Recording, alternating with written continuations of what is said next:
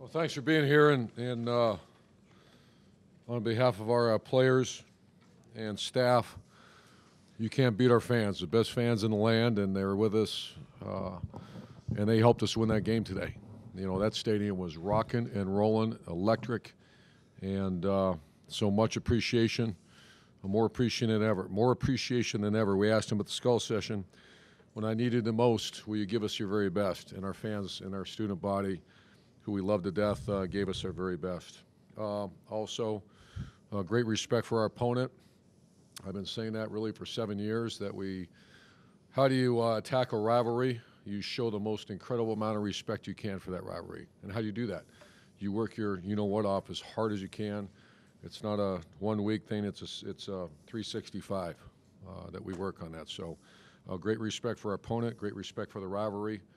And we understand that elite warriors, which I consider our players, they get a mission assignment and a directive, and if they accomplish it, they celebrate the right way with their families, do the right things, and then they come back tomorrow and they accept their next mission assignment and directive, and that's a big one. That's in Indianapolis. So I'll answer any questions for you.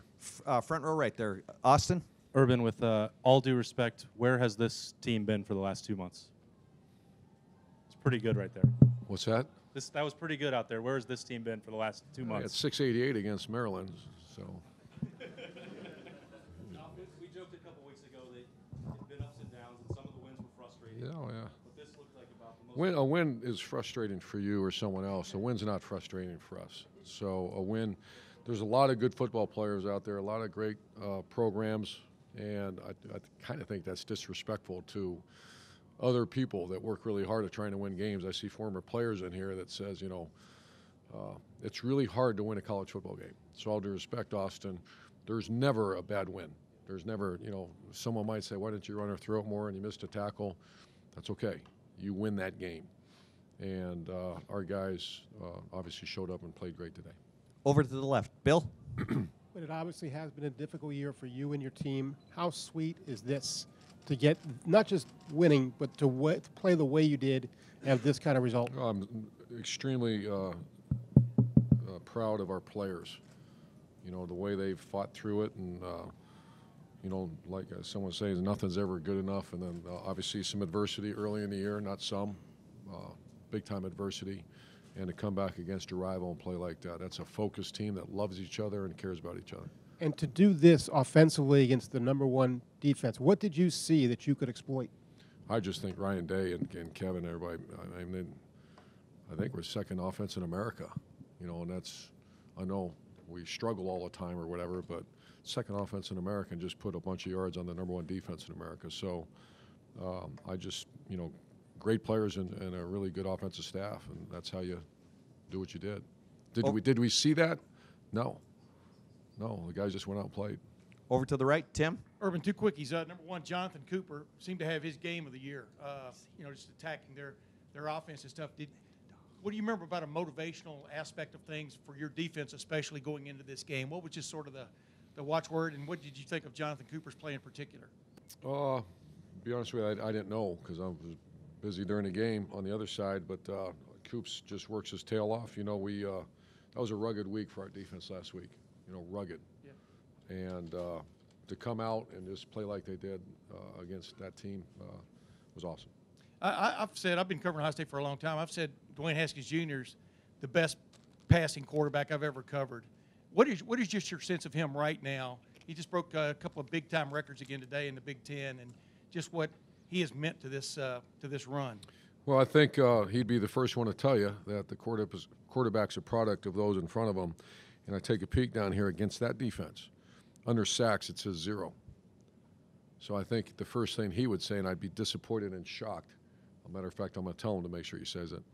I thank the big guys up front because they won the game for us. 0 sacks. And then when you can flip a ball to Paris Campbell and he takes it 78 yards, and Dwayne gets the stats, I think, on that one. Was that a pass or a run? It's a run. It's actually a run. You sure? Didn't he flip it to him? No. Supposed to flip it, I think. We're going to look at the film again, though. But the Dwayne will come in here and he'll just give all the credit to offensive line and the receivers, and that's what great quarterbacks do. Over to the left, Teddy. Hey, Irvin, two questions. One, what kind of challenge do you face this week as a coach getting these guys up after the high of this victory? I'm sorry, Teddy. What kind of challenge do you face this week getting these guys up again after the high of this victory? You mean for the Indianapolis game? We'll find out. We've been there a couple times. That's our goal in the weight room. When you walk in, you see a sign that says "Get to Indy," and they did. So that's my job and our staff's job and our leaders' job. I don't think it'll be big. I think this is going to be enjoy their families and then back to work tomorrow. And what's your perception right now of Northwestern football? Well, I think they're awesome. I'm a big fan of Pat's, one of my very close friends. I have just great respect for him, and I haven't watched him yet, so that comes tomorrow. Over to the right, Rob. Urban, Dwayne said the very first play he ran it, that was his call. He said he wanted to send a message. How happy were you to see that play, that he's kind of taking it to him? That's one. And two is, are you cognizant of the score and needing to score points? Do you get into the playoff stuff at all in a game like this? No, that's been brought up before. You know, we just played as hard as we possibly could and kept going and kept going and kept going. And, you know, they were scoring a little bit too, so we had to keep scoring. So we don't, that's not indicative or even comes across a thought during the course of a game. Over to the left, Ari. Urban, everything that happened off the field with this program has been well documented. A lot of the things that have happened with you have been well documented. After a win like this, after a tough year, maybe the toughest year you've had at Ohio State, what's it like to be up there right now, accomplishing what you guys did today, and 11-1 on the year, and where's the program stand in your mind, and what could be ahead? Well, I think it's a very healthy, strong program. I don't like to go backwards, and I assure you I won't. We're pushing forward, and a bunch of very good players, like I said, that loved each other. That was a love game. That was one of those things that you hear the word brotherhood, and why do you really play? Why does a true soldier fight? It's not for the hatred of those in front of you. It's for the love of those behind you. And that's a great quote that we live by, and they proved it today. Urban, you've been very successful against this team, haven't lost to Michigan. Where does this one rank, considering the place this team was in, what you needed to do to win, the score, everything that went into it seemed to be perfect for you. Where do you rank this? It's, the double overtime, you can go through either one, and once again, I'm not going to shortchange any of those other efforts that we've had. But when I watch this team, the team we beat today was very good. That was a very, very good team with excellent players all over the field. And so where does that rank? I don't know, but I just know the team we beat, that's a heck of a team we beat. Over here to the right, Dom. Urban, you had a special moment after the game. Outside the locker room, you were joined by your family, Shelly, your grandson. What did that moment mean to you, and what were you thinking? Well, there's no one that means more to me than her, and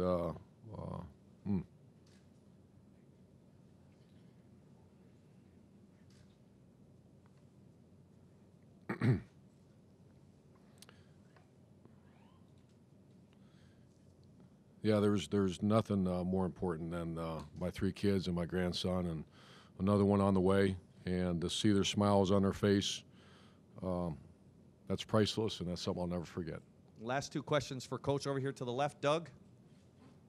Urban, we can see what a game like this means to you, what this means to you personally right now. Can you just take us more inside of what you feel personally right now, what that game was like? You're 7-0 in the rivalry.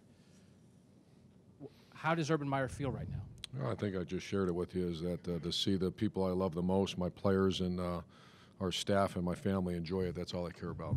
And once again, all due respect to everything else that's out there and conversations, that's, we're kind of foxhole people that live in the foxhole, and you care deeply about your family, care deeply about your players, and I do care deeply about the school. And then a special teams question. The punt block with Chris Olave. Was that you guys brought him off the edge and then he came inside for that? Was that something you thought maybe you had a chance to hit on, or where did that come from? I'll tell you the truth that I didn't think we could do it. That's Coach Schiano drew that up, and Parker that works with us. And I saw it on Wednesday practice, and I grabbed Parker. I said, you can't. That's not going to. You only have 2.1 seconds to get there, and he's not that fast. And Schiano kept saying, we can do it, we can do it. And so I called the black, which is, I shouldn't say that. I called the block. Yeah, change the signal now. we called the block, and we have 2 blocks, and I thought we were going to go with the other one. And I hear him go over the head, and I see the signal, and I got really pissed. So we're not going to get there. We're not going to get there. We're not going to get there. And not the first time I've been wrong. Been wrong many, many times. And final couple questions over here to the right. Andy? You've had teams in the past that have kind of everything has started to click together toward the end of the season, and I know that's everybody's goal, but is there something in common that those teams have in common, or is everyone a different animal? Because this sort of every looks team's like different, but I think it's all about how the way you practice, about the way you attack your week. And offensively, I felt like we've been doing this. You know, even defensively against Nebraska, we started to settle down. And then Michigan State, we played really well. And then obviously we didn't play well last week. So today, I thought our defense, you know, once again, a pass defense, too many balls, too many guys open. But stopping, what do we hold them to rushing? Jerry, what do we hold them to rushing? That's pretty good, holding that team to 160. So they played great today. And, they've been practicing great. And final question over here to the right. Tom? Irvin, how about Olave's game, just the way he played? He's a monster. Yeah. Yeah, he is a Buckeye Nation. Get used to that one now. That's a real deal. Comes from an incredible family. Came all the way across the country to be a Buckeye, and you could see right out of the jump when he started practicing. He's got the it, and he's on my punt team. He's obviously a punt blocker. You know, Greg Schiano picked him to go block that punt. There's very few that can get there, and he did it. Great. Coach, Thanks, thank you very guys. much.